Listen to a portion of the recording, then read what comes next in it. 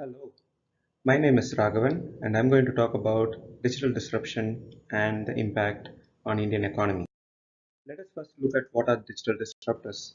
You should have seen all of these players, at least one of these players in your life so far. So these are all the digital disruptors that India has produced so far. Now what do I mean by digital disruption?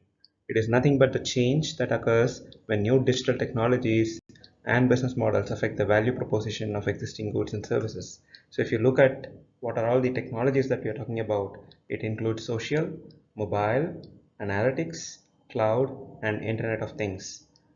Let us see what India's economy is projected to be in 2030. As you see here, India is supposed to be the third largest economy by 2030, but right now it is not.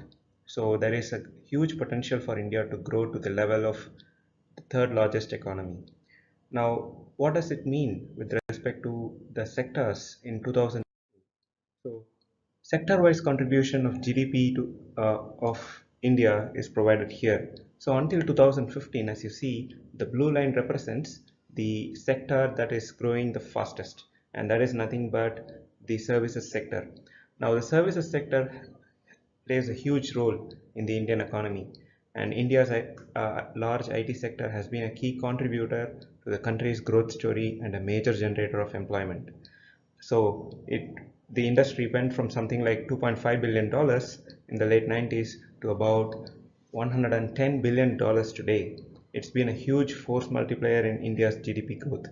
It created almost 50% of all organized jobs in the last 5 years in India.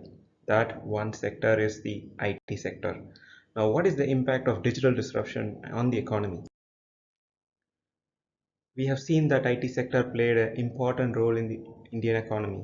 But if you look at the impact today, as shown by the MIT 2013 study, it says that 30% of IT spend of the enterprises is being invested beyond traditional corporate IT realm. So what does it mean? It means that the outsourcing capability to Indian IT service companies are reducing. As you see, in 2015, the leading IT exporters added only 24% fewer employees than in the previous year because of automation. So technologies like automation reduces the number of people who are getting employed. So as we saw earlier, the IT sector is the most highest employer of the Indian economy, but as automation increases, the number of employees who are employed by these organizations are going to reduce. So it's a major impact to the Indian economy.